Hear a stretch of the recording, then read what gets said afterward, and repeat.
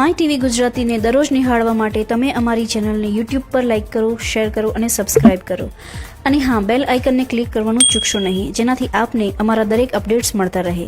સાથે સાથે અમારા ફેસબુક પેજને પણ લાઇક કરો, જેનાથી તમે અમારા દરેક કાર્યક્રમને નિહાળી શકો. તથા અમારું વેબ પેજ પણ ઉપલબ્ધ છે www.mytvgujarati.in. ટાઈપ કરી અમારા પેજ પર દરરોજના કાર્યક્રમને નિહાળી અન્ય વિગતો પણ મેળવી શકો છો. અમારી ચેનલ 24/7 hours નિહાળવા માટે ગૂગલ પ્લે સ્ટોર પર અમારી એપ્લિકેશન ઉપલબ્ધ છે, જેના પર અમારા કાર્યક્રમ તો નિહાળી શકશો જ, સાથે સાથે ગુજરાત સહિત અન્ય રાજ્યોના સમાચાર પણ નિહાળી શકશો. તો જોડાયેલા રહો માય ટીવી ગુજરાતીની સાથે. નમસ્કાર દર્શક મિત્રો, માય ટીવી ગુજરાતીમાં આપનું સ્વાગત છે. હું છું પાર્થ ભટ્ટ. આજે આપણે વાત કરવાના છીએ સ્પોર્ટ અને એડવેન્ચર સ્પોર્ટની.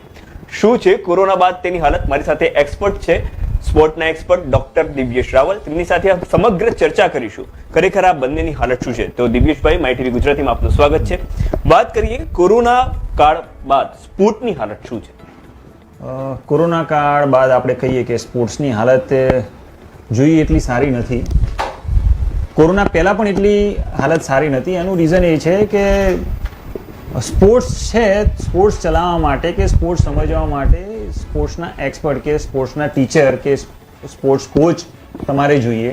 જી. પણ આપણે કહીએ કે હા, ગવર્મેન્ટે ખેલ મહાકુંભ ને ખેલો ઇન્ડિયા ને બધું સારું ચાલુ કર્યું છે, પણ એના એક્સપર્ટ તરીકે હજુ સુધી કહીએ કે એક સારી વસ્તુ ના કહેવાય કે સ્પોર્ટ્સ ટીચર હજુ સ્કૂલમાં, કોલેજમાં, સ્પોર્ટ્સના પ્રોફેસર કેટલી સ્કૂલોમાં હજુ પણ નિમાયા નથી. કેટલી નહીં, ઘણી બધી સ્કૂલોમાં આપણે કહીએ કે આપણે અંદર તમે રિસર્ચ કરશો કે એના તમે ડેટા કાઢશો તો ઘણી બધી સ્કૂલોમાં સ્પોર્ટ્સના ટીચર નથી અને ઘણી બધી કોલેજમાં પણ સ્પોર્ટ્સના એટલા ટીચર નથી. આપણે કોચિસમાં પણ એવી રીતે વાતો કરીએ કે એટલા કોચિસ પણ નથી.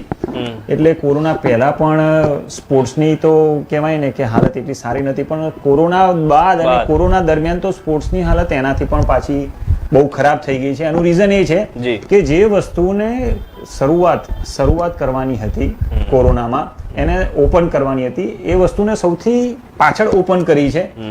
કારણ કે સ્પોર્ટ્સ શું કરે છે કે કોરોના આપણે જોઈએ છે કે જેની ઇમ્યુનિટી પાવર સૌથી સારો છે, બરાબર, એને કોરોનાના ઓછા લક્ષણો આવે છે કે એને કોરોના રિકવર થવાના ચાન્સીસ વધારે છે, બરાબર છે. તો એ જ વસ્તુને સૌથી લેટ ઓપન કરી છે કે ખરેખર એમ કહીએ છીએ કે યોગ છે, સ્પોર્ટ્સ છે, એને કોરોના દરમિયાન કે એને પહેલા ચાલુ કર્યું હોય તો આની અંદર આપણે જોઈએ છે કે જેટલું સ્પોર્ટ્સમાં અત્યારે આપણે તમે જોઈ શકો છો અને મેં પણ જોયું છે કે જે સ્પોર્ટ્સ સાથે સંકળાયેલી વ્યક્તિઓ છે એમને કોરોના ઓછો થયેલો છે. જી બિલકુલ. અત્યારે આપણે એવરેજ જોઈએ તો એટલે જે પણ વ્યક્તિઓને સ્પોર્ટ્સ પર્સન છે કે સ્પોર્ટ્સ સાથે જે જોડાયેલા છે જેમને કોરોના થયેલો છે તો એમનો રિકવરી રેટ બહુ સારો છે. જી બિલકુલ. આ વસ્તુ સમજવી જોઈએ ગવર્મેન્ટને પણ. જી બિલકુલ. એનાથી ઉલટું થઈ રહ્યું છે કે એ વસ્તુને હજુ નિગ્લેક્ટ કરે છે. પણ ખરેખર ફૂલ ફ્લેશમાં કે હા, કોરોનાના જે સોશિયલ ડિસ્ટન્સિંગ થી લઈને જે નિયમો જે છે, એસઓપી બહાર પાડે છે, એના થ્રુ જો સ્પોર્ટ્સની કોચિસ કે આપણે જે કોચિંગ ક્લાસ છે, સ્પોર્ટ્સ ફિલ્ડ છે, એને જો ઓપન કરી નાખે તો આની અંદર ઘણું બધું મારા માનવા પ્રમાણે એવું છે કે ઘણું બધું આની અંદર કોરોનામાં સામે લડી શકાય એવું છે. અને એના સામે આપણે જોઈએ કે ઘણીવાર તો એક વીક પહેલા જે શાળા સંચાલક મંડળે જે સ્ટેટમેન્ટ આપ્યા, બરાબર, એ કહેવાય કે બહુ દુઃખદ કહેવાય કે ભાઈ 3 વર્ષ માટે તમે સ્પોર્ટ્સને બંધ કરી નાખો, સ્પોર્ટ્સની એક્ટિવિટી બંધ કરી નાખો, આવા સ્ટેટમેન્ટ આપે છે. અને એવું કહે છે કે અમે તો ગવર્મેન્ટને એવી ભલામણ કરી છે કે 3 વર્ષ માટે તમે સ્પોર્ટ્સ ને બીજી જે એક્ટિવિટીઝ છે એ બધી તમે સ્ટોપ કરી નાખો, જેથી કરીને છોકરાઓ ભણી શકે. જી બિલકુલ. હવે હું તો એમ કહું છું કે છોકરાઓને ભણવા માટે કે બેસવા માટે ફિઝિકલ સ્ટ્રેન્થ જરૂરી છે. જી બિલકુલ. અને એ ક્યાંથી આવશે કે તમે ફિઝિકલ સ્ટ્રેન્થ છે, તમે ચલો ઓનલાઈન તમે ભણાવી શકશો, જી બરાબર છે, તમે મેથ્સ છે, સાયન્સ છે, એ બધું તમે ઓનલાઈન ભણાવી શકશો. સ્પોર્ટ્સની વસ્તુ એવી છે કે સ્પોર્ટ્સ કરશે, છોકરાઓ એક્ટિવ રહેશે તો એ છોકરાઓ વ્યવસ્થિત બેસી શકશે, નકર તો એમાં પણ સાયકોલોજીકલ ડિપ્રેશન ઘણું બધું આવી શકે છે. એટલે મારું માનવા પ્રમાણે તો એવું કહું છું કે ભાઈ સ્પોર્ટ્સ શક્ય હોય એટલું તમે વધારે ચાલુ કરો. હા, એમાં સોશિયલ ડિસ્ટન્સિંગને જે તમે આપણે જે રૂલ નક્કી કરે છે ગવર્મેન્ટ એ પ્રમાણે તમે સ્ટાર્ટ કરો તો વધારે સારું રહેશે અને રિકવરી રેટ પણ વધારે કવર થાય છે. અત્યારે ગવર્મેન્ટ કહે છે કે ભાઈ ચલો આપણે યોગના ક્લાસીસ કરો, એમાં બુસ્ટઅપ કરો, એનર્જી કરો, બરાબર છે, પણ એમાં સ્પોર્ટ્સ એક ફિલ્ડ જ છે એનું. જી, યોગનું ફિલ્ડ કે એડવેન્ચર સ્પોર્ટ્સ કે બધા એનું એક ફિલ્ડ જ છે. પણ એટલે આની ઉપર પણ ગવર્મેન્ટે ધ્યાન આપવું જોઈએ કે જે સ્કૂલમાં શિક્ષકો નથી એમાં સ્પોર્ટ્સ શિક્ષકો તમે નિમણૂક કરો, કોલેજોમાં નથી, જ્યાં કોચિંગ ક્લાસ છે જ્યાં કોચિસ નથી એમાં પણ તમે નિમણૂક કરો તો કોરોના સામે લડવા માટે એક તમને બીજું એક હથિયાર મળી રહેશે. બિલકુલ બિલકુલ.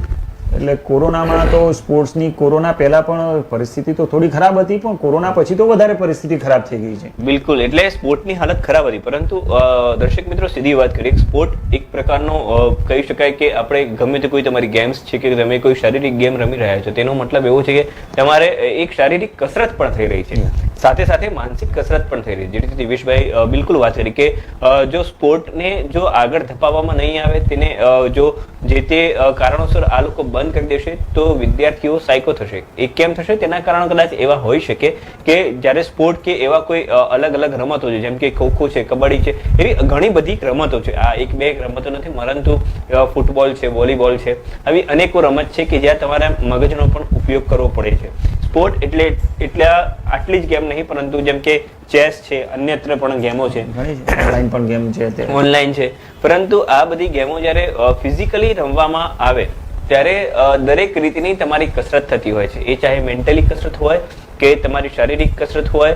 મારી દ્રષ્ટિએ એવું કહી શકાય કે કેટલીક જગ્યાએ તમારું એક્યુપંચિંગ જે બહાર કરાવવા જવું પડે છે તો કદાચ એક્યુપંચિંગ પણ આ સ્પોર્ટની અંદર ઓટોમેટિક થઈ જતું હોય છે. પરંતુ વાત કરીએ સાથે સ્પોર્ટની આખી આ દુનિયાની, તો બિલકુલથી આપે જે વાત કરી કેટલાક લોકો આનો વિરોધ કરી રહ્યા છે. માત્ર ભારત જ અત્યારે એવું કહી શકાય કે એક એવો દેશ છે કે જેને હોકી માટે કહી શકાય કે હોકીની રમતનો એક સારો એવો દેશ કહી શકાય કે જેની હોકીની રમત છે કબડ્ડી, શરૂઆત જેને કરી હતી. હોકીમાં કહેવાય કે જ્યારે મેજર ધ્યાનચંદ જ્યારે હતા કે એક સ્પોર્ટ સુવર્ણ કાળ એ વખતનું કહેવાય છે કે આજથી 50 વર્ષ પહેલાનો. એટલે પણ એ વસ્તુને કે જે વસ્તુને અત્યારે આપણે જોઈએ છે કે જે યુરોપિયન કન્ટ્રીઝ જે છે જે સ્પોર્ટ્સને વધારે મહત્વ આપે છે, જેમ કે ઇઝરાયલ પણ છે, એમને તો એક આખું વસ્તુ જ કહી દીધી છે કે નિયમ બનાવી દીધો છે કે જે પણ છોકરાઓ કે છોકરીઓ 19 વર્ષથી ઉપરના થઈ જાય છે એમને કમ્પલસરી તમારે મિલિટરી ટ્રેનિંગ કે એમના તમારે પાર્ટિસિપેશન કરવાના. બિલકુલ. હવે હું એમ કહું છું કે ચલો 19 વર્ષ પછી તમે આપણે એવું વિચારીએ છીએ કે 19 વર્ષ પછી કે આપણે આર્મી ટ્રેનિંગ કે મિલિટરી ટ્રેનિંગ કે ડિફેન્સ ટ્રેનિંગ આપણે છોકરાઓને આપીએ, પણ એ 19 વર્ષ સુધી છોકરાઓને તૈયાર તો કરવા પડશે. બિલકુલ. તો એ દરમિયાન એ તૈયાર કોણ કરે છે? સ્પોર્ટ્સ કરે છે. બિલકુલ. કે તમે સ્પોર્ટ્સમાં એ છોકરો એક્ટિવ હશે તો એ 19 વર્ષ પછી એની અંદર પાર્ટિસિપેશન કરી શકશે ને એમાં સક્સેસ જશે. કારણ કે એનું પહેલા ફિઝિકલ એટલું રેડી હશે, એનું મેન્ટલ એટલું રેડી હશે તો જ કદાચ એની અંદર જઈ શકશે. અને બિલકુલથી એવું કહી શકાય કે સ્પોર્ટની અંદર જે લોકો આપણા દેશની વાત કરું તો કહી શકાય કે દેશની સૌથી મોટી રમત કદાચ આ હોકી છે. અને જે કદાચ ભારતમાં અત્યારે જે આવે છે અને અત્યારે ગવર્મેન્ટે જે પીએમ સાહેબ ને જે અત્યારે એક્સપ્લોર કરે છે સ્પોર્ટ્સ ને, નથી કરતા હું નથી, કરે જ છે, બરાબર છે, પણ એની અંદર થોડું વધારે જો ધ્યાન આપે કે ખેલ મહાકુંભ છે, ખેલો ઇન્ડિયા છે, ઓલરેડી ઓલિમ્પિક્સ ને નેશનલ સ્થાનિક સરકારો જે છે, સ્થાનિક સરકાર છે, સ્થાનિક અધિકારીઓ છે, તે આના પર ધ્યાન આપવાની જરૂર છે. શિક્ષણમાં બદલાવ કરેલો છે, ધ્યાન આપે છે, બિલકુલ, પણ એની સાથે સાથે કે એમને તૈયાર કરવાવાળી જે વ્યક્તિ છે એની ઉપર પણ તમે ફોકસ કરો. એ અત્યારે કહેવાય ને કે તમે આજથી 10 વર્ષ પહેલામાં તમે જોઈ લો કે ગુજરાતમાં સ્પોર્ટ્સ કોલેજો કેટલી હતી, સ્પોર્ટ્સ ટ્રેનિંગ કોલેજો કેટલી બધી હતી, અને અત્યારે એની શું સ્થિતિ છે? બિલકુલ બિલકુલ બિલકુલ બરાબર છે. એની ઉપર થોડું ફોકસ કરવા જેવું છે આ વસ્તુ પર તો અત્યારે. એટલે કહી શકાય કે દર્શક મિત્રો જે પ્રમાણે સ્પોર્ટની અલગ અલગ જે કોલેજો હતી તે પણ બંધ થઈ ગઈ છે અને તેના કારણે દરેક રીતનો માર પડી રહ્યો છે. અને કહી શકાય કે જે રીતે તમારી જેટલી હેલ્થ સારી હશે એટલું તમારું વેલ્થ પણ સારું હશે. પરંતુ જો કહી શકાય કે સ્પોર્ટ અને હેલ્થ એ બંને એકબીજાને સંકળાયેલા છે અને કહી શકાય કે તેની અંદર તમે અલગ અલગ કસરત પણ થઈ જાય છે. એટલે કહી શકાય કે જે સ્પોર્ટને રોકવા માટેની અલગ અલગ વાતો લોકો કરી રહ્યા છે કે ભાઈ સ્પોર્ટ હવે બંધ થવું જોઈએ કેટલાક મહિના માટે, તે મારી દ્રષ્ટિએ ઘણું નિંદાભર્યું પણ કહી શકાય. એ બંધ ન થવું જોઈએ કારણ કે વિદ્યાર્થીઓ હવે માત્ર એવા થઈ ગયા છે કે મોબાઈલ ગેમ્સ, વિદ્યાર્થીઓ પણ કંટાળ્યા છે કે હવે અત્યારે ઓનલાઈન એજ્યુકેશન ચલો લઈ રહ્યા છે, આપણી જોડે કોઈ ઓપ્શન નથી, પણ સામે એ પણ કહે છે કે હવે અમારે બહાર પણ નીકળવું છે. એનું રીઝન એ છે કે તમે વેઇટ ગેઇન કરો છો, ચલો યોગા કરો છો, બીજી એક્ટિવિટી કરો છો, એ વસ્તુ બરાબર છે, પણ અંદર રહીને હોય એટલે એના માટે એક SOP બહાર પાડી અને સ્પોર્ટ્સને પણ સારું એવું યોગદાન હોવું જોઈએ. અને બિલકુલ તમે ઘરે બેસીને યોગા કરો અને તમારા સ્પોર્ટ ટીચર કે તમારા ટ્રેનર જે કરાવે છે તેનાથી ઘણો બધો અલગ ફરક પડી જતો હોય છે કારણ કે તેમાં પણ ટ્રેનિંગની જરૂર પડતી હોય છે. ફેસ ટુ ફેસ જરૂર પડે છે, એવું નથી કે ઓનલાઈન જ એની અંદર. સ્પોર્ટ્સમાં એવું છે કે તમે ઓનલાઈન ના આપી શકો. જી બિલકુલ. એના માટે તમારે સામે કોચ કે એના માટે ગ્રાઉન્ડ તમારે જોઈએ. બિલકુલ. એ સામે જે એમ્પાવરમેન્ટ હોવું જોઈએ, એ સમજી લો કે જે સામે એને જે વ્યક્તિ જેને પ્રોત્સાહન આપવા વાળા હોવા જોઈએ કે જે પ્રમાણે જે કહી શકાય કે જે આઈ ટુ આઈ કોન્ટેક્ટ હોવો જોઈએ, તે કદાચ ઓનલાઈનમાં અશક્ય છે. એજ્યુકેશનમાં આપણે કહીએ કે સ્પોર્ટ્સ એક એવું એજ્યુકેશન છે કે જે 4 દિવાલો વચ્ચે આપી શકાતું નથી. બિલકુલ. એ ખુલ્લા મેદાન, ખુલ્લી જગ્યાએ જ આપી શકાય છે, તો સંપૂર્ણ વિકાસ વ્યક્તિનો થાય છે. બિલકુલ, બધી રીતે. એ માત્ર હું નથી કહેતો, આ કહી ચૂકેલા છે જે સ્પોર્ટ્સ વિદ્વાનો છે, ગાંધીજી છે, એ લોકો કહી ચૂક્યા છે કે સ્પોર્ટ્સ છે એ ખાલી સંપૂર્ણ વિકાસ છે જી, અને એને પ્રાધાન્ય આપવું જોઈએ. જી બિલકુલ. તે સ્પોર્ટને કદાચ આપણે તેને પ્રાધાન્ય આપવું જોઈએ અને ભારત જો સ્પોર્ટ ઉપર પ્રાધાન્ય આપશે, ભણવાનું તો છે જ, આપણે સ્ટડી તો કરવાની જ, પણ સાથે સાથે જો સ્પોર્ટને પ્રાધાન્ય આપશે તો તે સાથે સાથે પોતાના જે માઇન્ડ છે તેના પર પણ જે રીતે આગામી સમયમાં જે સમજી લો કે જે રીતે આપણે આગળ વાત થઈ કે જે એને આર્મીમાં જવાનું છે અથવા તો આગામી કોઈ પણ પ્રકારે એ કોઈ પણ સબ્જેક્ટમાં કે કોઈ પણ જગ્યાએ પોતાનું પ્રોફેશન ચૂઝ કરશે કોલેજ પછી પણ, તો કહી શકાય કે દરેક રીતે પોતાનું સંતુલન જાળવી શકશે. બિલકુલ. એટલે મેન્ટલી સંતુલન પણ જાળવી શકશે કારણ કે અત્યારનો જે સમય છે તેમાં અલગ અલગ પ્રકારના દરરોજ તમને કંઈક ને કંઈક તમારે પ્રોબ્લેમ્સ આવતા હોય છે, સમસ્યાઓ આવતી હોય છે, તેને તમે ફેસ પણ કરી શકશો. દર્શક મિત્રો, તમે જોયું હશે કે કેટલાક સમયથી, છેલ્લા કેટલાક વર્ષોથી લોકો આત્મહત્યાના પ્રયત્નો વધી ગયા છે, લોકો આત્મહત્યાઓ પણ કરે છે. આત્મહત્યાના વધી ગયા છે. તમે સામે જુઓ, ડાયાબિટીસ છે, હાઈ બીપી છે, પ્રેશર છે. WHO તો એવું કહે છે કે આજથી 10-15 વર્ષ પછી ભારતમાં, વર્લ્ડમાં સૌથી maximum blood pressure, high BP, low BP વાળા પેશન્ટ વધારે હશે. જી બિલકુલ. બરાબર છે. એની ઉપર તો મેડિકલ સાયન્સ એવું કહે છે કે ભાઈ મેક્સિમમ આપણે ડાયાબિટીસની એની મેડિસિન સૌથી વધારે વેચાશે તો ઇન્ડિયામાં વેચાશે.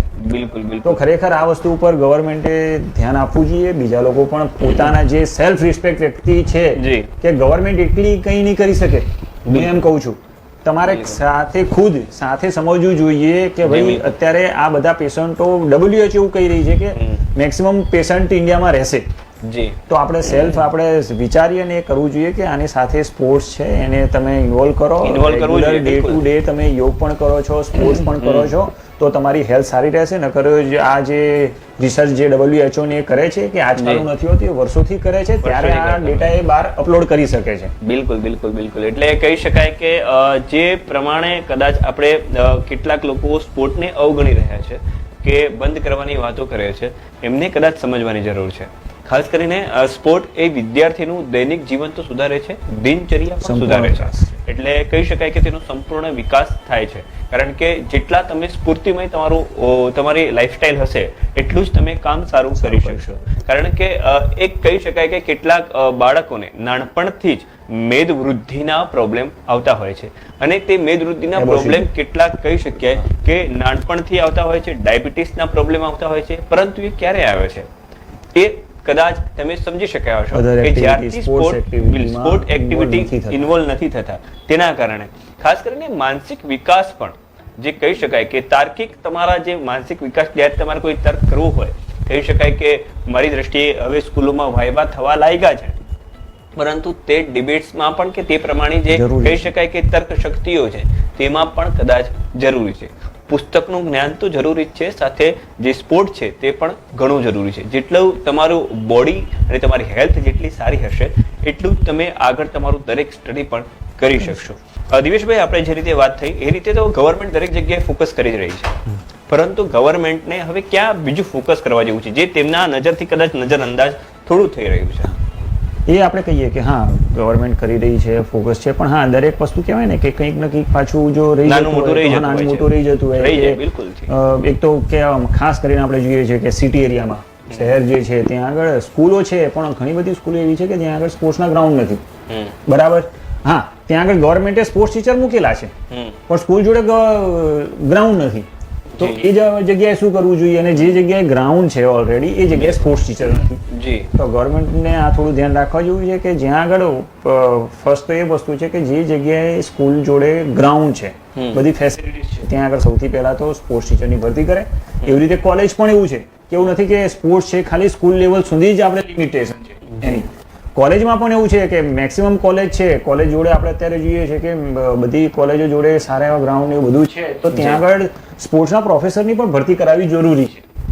કારણ કે એ લેવલ એવું નથી કે ચલો ભાઈ 18 વર્ષ સુધી સ્પોર્ટ્સ આપણે કર્યું એના પછી સ્પોર્ટ્સ નથી કરવાનું. સ્પોર્ટ્સ છે તો આજીવન છે, જ્યાં સુધી તમે જીવો છો ત્યાં સુધી સ્પોર્ટ્સની જરૂર પડવાની છે. બિલકુલ બિલકુલ. એટલે અમુક જે કમીઓ રહેલી છે કે ગ્રાઉન્ડ નથી, ત્યાં આગળ ધ્યાન આપવા જેવું નથી. હા, અમુક જગ્યાએ એવું છે કે બધી જ જગ્યાએ એમને ફેસિલિટી, કોચ ને બધું અંદર પ્રોવાઈડ કરેલું છે, પણ ત્યાં મેન્ટેન નથી થતું. બિલકુલ. મેન્ટેન ઉપર પણ તમારે ધ્યાન આપવું જોઈએ. અત્યારે ચલો દરેક જિલ્લા વાઇઝ સ્પોર્ટ્સ કોલેજ ને સ્પોર્ટ્સ સ્કૂલ તૈયાર કરી રહી છે, પણ સાથે સાથે બીજી પણ જે કમીઓ રહેલી છે એ પૂરી કરે તો કહેવાય કે મેક્સિમમ આપણે કહેવાય કે વર્લ્ડમાં બીજા નંબરની વસ્તી આપણે આ જોડે છે, પણ ગોલ્ડ મેડલ લાવવાની જ્યારે વાત થાય તો એમાં ગણ્યા ગાંઠે 1-2 આવતા હોય છે.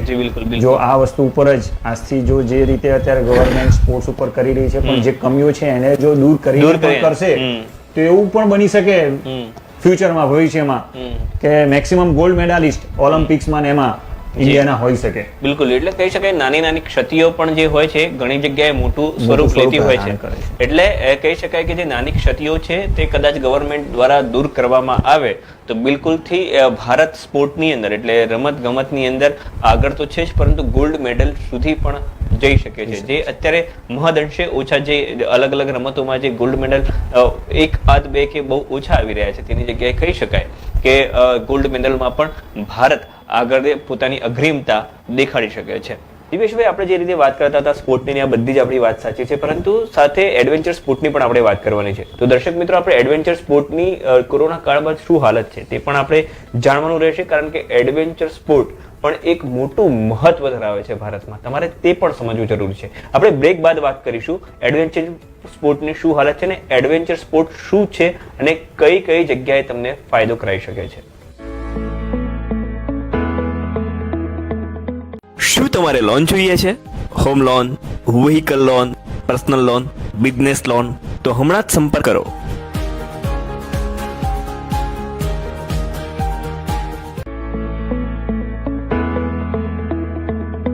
નમસ્કાર દર્શક મિત્રો, વિરામ બાદ આપનું સ્વાગત છે. આપણે વાત કરવાની હતી એડવેન્ચર સ્પોર્ટની. એડવેન્ચર સ્પોર્ટ શું છે, ક્યાં ક્યાં એડવેન્ચર સ્પોર્ટ થાય છે ભારતમાં, અને ખાસ કરીને ગુજરાતમાં ક્યાં ક્યાં છે તે બધી જ આપણે વાત કરવાની છે. તો દિવેશભાઈ આપણને જણાવશે. દિવેશભાઈ, શું કહેશો, એડવેન્ચર સ્પોર્ટ શું છે પહેલા? સ્પોર્ટ્સનો જ એક ભાગ છે એડવેન્ચર સ્પોર્ટ્સ. અને એડવેન્ચર સ્પોર્ટ્સમાં શું છે કે એની અંદર ઘણી બધી એક્ટિવિટીઝ થાય છે, કે રોક ક્લાઇમ્બિંગ છે, રેપલિંગ છે, રિવર ક્રોસિંગ છે, રાફ્ટિંગ છે, પેરાગ્લાઇડિંગ છે, સ્કીઇંગ છે, સ્નોમાં આપણે કરીએ છીએ તો સ્કીઇંગ ને બધી જે એક્ટિવિટીઝ છે એડવેન્ચર સ્પોર્ટ્સમાં આવે છે. જી બિલકુલ. અને એ એક્ટિવિટી માટે પર્ટિક્યુલર તમારે એ જગ્યાએ જવું જરૂરી છે, કારણ કે દરેક જગ્યાએ અવેલેબલ નથી. કારણ કે એડવેન્ચર સ્પોર્ટ્સ માટે તેમાં આપણે જોઈએ છે કે ક્લાઇમ્બિંગ ને બધું કરવું હોય છે તો રોક જોડે આપણે જવું જોઈએ છે, કે પથ્થર કે પહાડ જે છે ત્યાં જવું જોઈએ છે. રાફ્ટિંગ ને કરવું હોય છે તો એના માટે રિવર એટલી પણ સેફ સાઈડની આપણે જોઈએ કે એ પણ જોઈએ છે. પછી માઉન્ટેનિંગની અંદર આપણે જોઈએ છીએ કે સ્નો ક્લાઇમ્બિંગ ને કરવું છે તો એના માટે સ્નોને એના માટે પણ બરફમાં આપણે જઈને પ્રેક્ટિસ કરવી જોઈએ છે. પેરાગ્લાઇડિંગ કરવું છે તો એટલા હાઈટ ઉપર એટલા પહાડ કે જ્યાંથી આપણે ફ્લાય કરીએ છીએ, અને નીચે પણ એટલી જગ્યા હોય કે જ્યાં આપણે હવાથી લઈ અને એની પર દરેક ઘણા બધા કમ્પોનન્ટ્સ છે કે એની ઉપર આપણે આધાર રાખવા પડે છે કે ત્યાં આગળ આપણે પ્રોપર લેન્ડ કરીએ છીએ. એવી રીતે આપણે જો સી લેવલમાં જઈએ છીએ તો સી લેવલમાં પણ એડવેન્ચર સ્પોર્ટ્સ થાય છે. જી બિલકુલ. સ્કુબા ડાઇવિંગ ની બધું અંદર એ એડવેન્ચર સ્પોર્ટ્સની અંદર આવે છે. જી બિલકુલ. વાત કરીએ કે એડવેન્ચર સ્પોર્ટ આખું જે રીતે વાત કરી એ પ્રમાણે આખું અલગ અલગ જગ્યાએ એડવેન્ચર સ્પોર્ટ થાય છે, પરંતુ આ એડવેન્ચર સ્પોર્ટ ભારતમાં કઈ કઈ જગ્યાએ થાય છે હાલમાં અને ગુજરાતમાં કઈ જગ્યાએ છે? આપણે શરૂઆત ગુજરાતમાં કરીએ જી તો ગુજરાતમાં પણ એડવેન્ચર સ્પોર્ટ્સના હવે ચાન્સીસ વધી જાય છે, કારણ કે ગવર્મેન્ટ ડેવલપ કરે છે. જી હમણાં જ આપણે રિસન્ટલી કહીએ કે કેવડિયા કોલોની સરદાર નર્મદા ડેમ જે છે, સરદાર પટેલ નર્મદા ડેમનું, ત્યાં આગળ પણ અત્યારે રિવર રાફ્ટિંગને ઓપન કર્યું છે ગવર્મેન્ટે. નજીકમાં આપણે રોક ક્લાઇમ્બિંગની એક્ટિવિટી આપણે જોઈએ છીએ તો જુનાગઢમાં ગિરનારમાં થાય છે ઓલરેડી વર્ષોથી. સ્વામી વિવેકાનંદ ઇન્સ્ટિટ્યૂટ જે છે, એડવેન્ચર ઇન્સ્ટિટ્યૂટ, એમાં વર્ષોથી થાય છે. સ્કુબા ડાઇવિંગનું એનું આપણે જોઈએ તો દ્વારકા આગળ થાય છે. પછી નજીકમાં આપણે જોઈએ તો માઉન્ટ આબુમાં પણ કહેવાય કે વર્લ્ડનો સારામાં સારો રોક ક્લાઇમ્બિંગ માટે માઉન્ટ આબુમાં સારા કોર્સિસ થાય છે. એવી રીતે સ્નોના એના માટે જઈએ છીએ તો હિમાચલમાં હિમાચલ પ્રદેશ છે, ઉત્તરાખંડ છે, સિક્કિમ છે, દાર્જિલિંગ છે, બરાબર છે. એમાં પણ એડવેન્ચર સ્પોર્ટ્સની સારી એવી એક્ટિવિટી થઈ રહી છે કે જ્યાં આગળ તમે પેરાગ્લાઇડિંગને એ પણ કરી શકો છો. એટલે એડવેન્ચર સ્પોર્ટ્સ પણ એક આખી સ્પોર્ટ્સનો જે વિષય છે પણ એક અલગ વિષય છે કે જેની આખી વ્યાખ્યા અલગ કહી શકાય, કે જેમાં કરવા માટે કે જે રેગ્યુલર સ્પોર્ટ્સ છે એનાથી એડવેન્ચર એટલા માટે કહેવામાં આવે છે કે આમાં રેગ્યુલર સ્પોર્ટ્સ કરતાં એમાં વધારે એડવેન્ચર્સ હોય છે, એના માટે એને એડવેન્ચર સ્પોર્ટ્સ કહીએ છીએ આપણે. જી જી જી એટલે કહી શકાય કે તેના કરતાં એક અલગ હોય છે. અત્યારે વાત કરવા જઈએ તો જે રીતે અત્યારે હાલમાં એડવેન્ચરની અંદર જે રીતે ગુજરાતમાં અલગ અલગ જગ્યાએ વાત કરી તેમ કદાચ હવે ઉત્તર ગુજરાતમાં પણ તે વિકસી રહ્યું છે અલગ અલગ જગ્યાએ. જેમ કે હવે વિજયનગરની પોળો છે ત્યાં પણ હવે આ બધું વિકસી રહ્યું છે. ગવર્મેન્ટ ડેવલપ કરી રહ્યું છે. માઉન્ટેન એરિયા છે, બરોબર. તો આપને સીધી વાત કરીએ કે એડવેન્ચર સ્પોર્ટમાં ખાસ કરીને ટ્રેકિંગની વાત કરીએ તો ઘણી જગ્યાએ માઉન્ટેનિંગ કરવું પડતા હોય છે. તો કઈ રીતે માઉન્ટેનિંગની આખી આ ટ્રેનિંગ આવતી હોય છે? ઓકે, આ ટ્રેનિંગની એડવેન્ચર સ્પોર્ટ્સની આપણે કહીએ તો આપણે ગુજરાતમાં હાલ મેં વાત કરી સ્વામી વિવેકાનંદ માઉન્ટેનિંગ ઇન્સ્ટિટ્યૂટ જે છે એ એડવેન્ચર સ્પોર્ટ્સની ટ્રેનિંગ આપે છે ગુજરાતની અંદર. જી બરાબર છે. એની જે એક બ્રાન્ચ છે આપણે માઉન્ટ આબુમાં પણ છે, ત્યાં પણ આપે છે. પણ હા, આપણે હિલ એરિયા કે જે પેરાગ્લાઇડિંગ ને સ્કુબા ડાઇવિંગનું ને બધું જે હિલ એરિયા જે છે પેરાગ્લાઇડિંગ થી લઈ, બરાબર છે, એના માટે પર્ટિક્યુલર રોક ને પર્ટિક્યુલર પહાડની જે જોઈએ છે, વેધરની જોઈએ છે, તો એ પ્રમાણે આપણે ઇન્ડિયામાં ભારતમાં એવું કહી શકાય કે દરેક પ્રકારનું આપણને વેધર મળી રહે છે. જી બિલકુલ, બરાબર છે. એટલે સ્નો ક્લાઇમ્બિંગને જે કરવું હોય છે એડવેન્ચર સ્પોર્ટ્સમાં, એના માટે પણ હિમાચલમાં માઉન્ટેનિંગ ઇન્સ્ટિટ્યૂટ છે, ઉત્તરાખંડમાં પણ છે, દાર્જિલિંગમાં સિક્કિમમાં પણ છે માઉન્ટેનિંગ ઇન્સ્ટિટ્યૂટ. કે ઓપ્શન ઘણા બધા છે. સ્કુબા ડાઇવિંગ ને કરવું હોય છે તો અંદબાર નિકોબાર છે, આપણી જોડે દ્વારકા જોડે જે છે. અને આ બધા એડવેન્ચર સ્પોર્ટ્સની અંદર ગવર્મેન્ટે પાછી સ્પોર્ટ્સ યુનિવર્સિટીની એક સ્થાપના કરેલી છે. હું તમને કહું છું તો સ્પોર્ટ્સ યુનિવર્સિટી જે છે એ પણ અત્યારે આને અંદર એડવેન્ચર સ્પોર્ટ્સની અંદર ઘણો ભાગ લઈ રહી છે. એટલે હું એમ કહી શકું કે સ્પોર્ટ્સ યુનિવર્સિટી દ્વારા પણ ભવિષ્યમાં, કારણ કે 1-2 વર્ષ પહેલા જ આપણે સ્પોર્ટ્સ યુનિવર્સિટી થ્રુ સ્કુબા ડાઇવિંગનો પ્રોગ્રામ અમદાવાદમાં થઈ ચૂક્યો. સરદાર પટેલ જે સ્ટેડિયમ છે ત્યાં આગળ એમનો જે સ્વિમિંગ પુલ જે છે એની અંદર સ્પોર્ટ્સ યુનિવર્સિટી દ્વારા સ્કુબા ડાઇવિંગનો 5 થી 6 દિવસનો એવી રીતે પ્રોગ્રામ ત્યાં થઈ ચૂક્યો છે, કે જે સારી વસ્તુ છે, કે જે ગવર્મેન્ટ હવે એક્સેપ્ટ કરે છે અને ધીરે ધીરે કોર્સિસ પણ ચલાવે છે. અને સ્પોર્ટ્સ યુનિવર્સિટી થ્રી આ જે થઈ રહ્યું છે કહેવાય કે એડવેન્ચર સ્પોર્ટ્સની અંદર ઇન્વોલ્વ કર્યું છે અને ધીરે ધીરે આગળ વધી રહ્યા છે, એ બહુ સારી વસ્તુ છે. બિલકુલ. એટલે કહી શકાય કે હવે ધીરે ધીરે તેની પણ અગ્રિમતા સચવાઈ રહી છે. તો દિવેશભાઈ, આપણે વાત કરીએ કે કોરોના કાળમાં ખાસ કરીને શું હાલત છે અત્યારે સ્પોર્ટની અને ખાસ કરીને એડવેન્ચર સ્પોર્ટની શું હાલત છે હાલમાં? જેમ પહેલા સ્પોર્ટ્સની હાલત કીધી એવી રીતે એડવેન્ચર સ્પોર્ટ્સમાં તો અત્યારે એવું છે કે હાલ ગવર્મેન્ટે કોઈ પરમિશન આપી જ નથી એડવેન્ચર સ્પોર્ટ્સ માટે, કારણ કે રિસ્ક પણ છે. એડવેન્ચર સ્પોર્ટ્સ એવું નથી કે ઇઝી છે, કારણ કે એમાં રિસ્ક પણ એટલું રહેલું છે. અને એડવેન્ચર સ્પોર્ટ્સમાં અત્યારે હું કહું કે જે ગવર્મેન્ટની અને જે પ્રાઇવેટ જેટલી પણ કંપનીઓ ચાલતી હતી એડવેન્ચર સ્પોર્ટ્સ માટે, એ ગયા એપ્રિલ મહિનાથી સાવ બંધ છે, જ્યારથી કોરોના આવ્યું ત્યારથી. એટલે એમાં તો હું એમ કહી શકું કે 100% એમને નુકસાન છે એડવેન્ચર સ્પોર્ટ્સમાં, કારણ કે કોઈ ટ્રેકિંગ કેમ્પથી લઈ અને કંઈ પણ કોઈ, કારણ કે એડવેન્ચર સ્પોર્ટ્સ છે ટુરિંગનો પણ એક પાર્ટ અત્યારે લઈ રહ્યા છે, જેટલી પ્રાઇવેટ કંપની ને ગવર્મેન્ટ છે એ રીતે. એટલે ટુરિંગ થયું જ નથી, બરાબર છે. એની સાથે જેટલા ટ્રેકિંગ એડવેન્ચર કેમ્પિંગ જેટલા પણ કંપનીઓ ચલાવતી હતી એ બધી હાલ તો બંધ છે. જી બરાબર. એટલે સૌથી મોટું નુકસાન તો એ સ્પોર્ટ્સ કંપનીઓ અને એડવેન્ચર સ્પોર્ટ્સને છે જ, કે 0 લેવલ થઈ ગયું છે અત્યારે, કે કોઈ પ્રોગ્રામ થઈ નથી રહ્યા. બિલકુલ. એટલે એડવેન્ચર કંપનીઓને પણ કદાચ તેનું નુકસાન બહુ મોટું નુકસાન છે. વાત કરીએ કે કદાચ જે કંપનીઓને નુકસાન થઈ રહ્યું છે, શું કંપનીઓએ કોઈ પણ પ્રકારે પેકેજીસમાં કે કોઈ જગ્યાએ ઘટાડા કે કઈ ઓફર્સ કે એવું કઈ રીતનું? ના, હજુ સુધી તો ગવર્મેન્ટ એવું કંઈ ડિક્લેર કર્યું નથી. હા, વચ્ચે પ્રોબ્લેમ ખાસ કરીને એવા થયા હતા કે જ્યારે ચલો રેલવે રિઝર્વેશન ને તો ગવર્મેન્ટે રિકવર કરી દીધા, કે ચલો એ ટાઈમ ટુ ટાઈમ થોડા ટાઈમ લીડ લઈ અને રિફંડ કરી નાખ્યું. પણ જે કંપનીઓએ ઓલરેડી ફ્લાઇટમાં જેમને બુક કરાયેલા હતા પ્રોગ્રામ, બરાબર છે, તો ફ્લાઇટમાં હજુ ઘણી કંપનીઓ કે ઘણા લોકો જોડે એવું છે કે હજુ રિફંડ નથી આવી, બરાબર છે. એના માટે ઘણી જે આપણે કાર્યવાહી થતી હતી એ પણ કરી નાખી, પણ 100% રિફંડ હજુ કંપનીઓ જોડે કે લોકો જોડે પણ નથી આવ્યું, જેને એડવાન્સ બુકિંગ ફ્લાઇટમાં કરેલું હતું એના પણ. એટલે આ કહેવાય કે ટુરિંગનો ભાગ પણ કહી શકાય, કે જે એડવેન્ચર સ્પોર્ટ્સમાં કે જેમને ફ્લાઇટ થી લઈને કરાયેલું જ હતું બુકિંગ, એ હાલ કોઈ પ્રકારનો કોઈ રિમ્બર્સ કે કોઈ પ્રકારનો વેવ ઓફ અત્યાર સુધી એમને કંપનીઓ એવું કહે છે કે તમારા જે છે અમે તમને ક્રેડિટ 1 વર્ષ સુધી આપીએ છીએ, કે જ્યારે પણ અમારી ફ્લાઇટ ચાલુ થાય છે કે જ્યારે આ બધું વસ્તુ ઓપન થાય છે ત્યારે તમે આની અંદર કરી શકો. હા, એટલી સિક્યુરિટી આપે છે. વસ્તુ એ છે કે સામે જે વ્યક્તિ જેને ઓલરેડી પૈસા ખર્ચી અને મૂક્યા છે, કે અત્યારે કોરોનામાં એમના બિઝનેસ ને એવું નથી, તો એમને પૈસા તો આપવા જોઈએ સામે.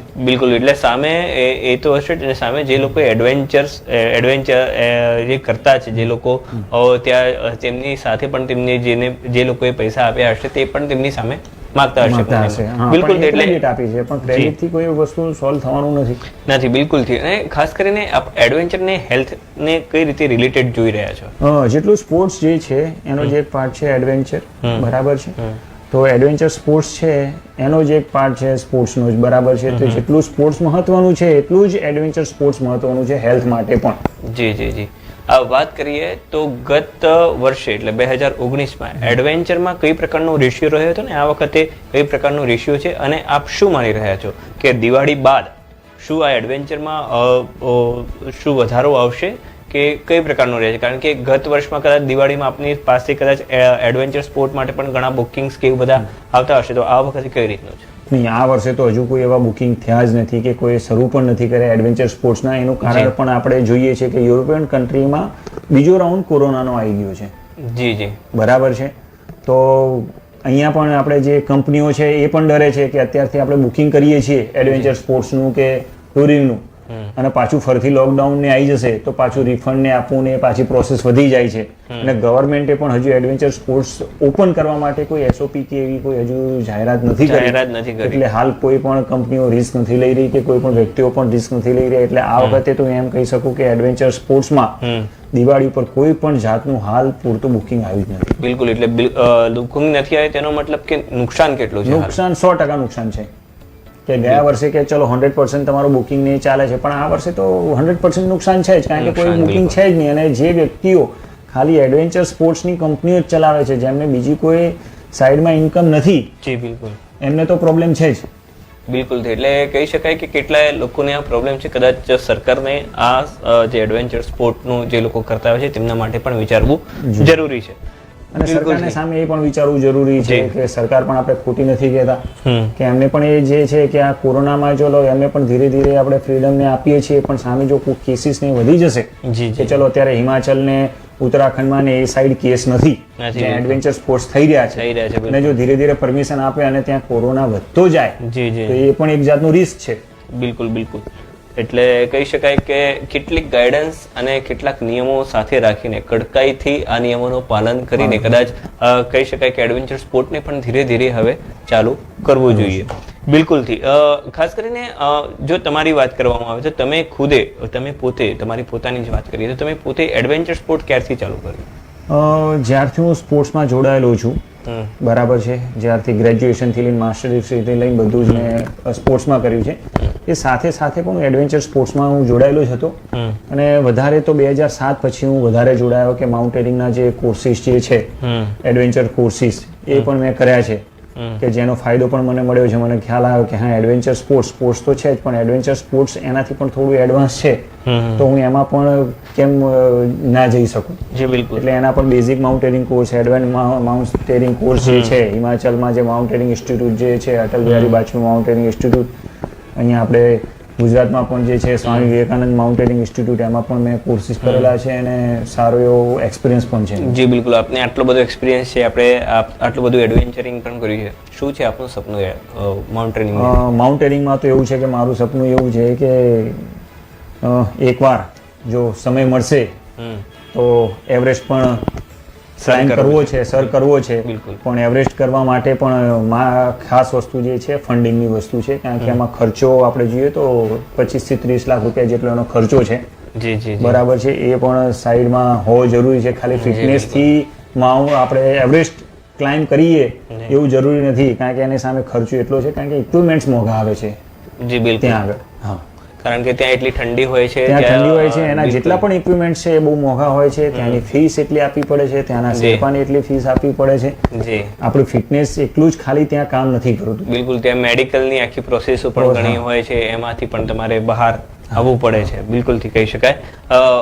બીજી એક વાત કરીએ કે સાથે જે લોકો અત્યારે એડવેન્ચર કહી શકાય કે જે લોકોને બંધ છે બિઝનેસ, તે લોકોની હાલત તો કફોડી છે, પરંતુ સાથે સાથે જે લોકો નાના લોકો છે કે જે સમજો કે જે રીતે આપણે વાત કરી કે જેમ કે ઉત્તરાખંડ છે, હિમાચલ છે, તે લોકો પણ ત્યાંની એજન્સીસ કે એ બધું પણ હશે, તે લોકોની હાલતને ત્યાંના વેપારીઓ કે ત્યાંના બિઝનેસમેન આપને કઈ રીતે પ્રતિસાદ આપી રહ્યા છે આ મામલે? મીન્સ કે હા, એ ત્યાંના જે લોકલ જે છે એજન્સીઝને જે પરમિશન આપે છે એ ગવર્મેન્ટ ઉપર જ આધાર રાખે છે. જ્યાં સુધી અમને ગવર્મેન્ટ પરમિશન નહીં આપે કે એમના નિયમો નહીં બનાવે ત્યાં સુધી અમે તમને પરમિશન નહીં આપી શકીએ. અને એ પણ એમની વાત સાચી છે કે અત્યારે બુકિંગ લઈ અને ત્યાં બોલાવી લે અને પછી ગવર્મેન્ટ ત્યાં પરમિશન નથી આપતી. ઓલરેડી ક્રાઇસિસ એટલા તો એમને ચાલે જ છે કે જે જૂના બુકિંગ લીધેલા છે એમને રિફંડ કરવા પડ્યા છે.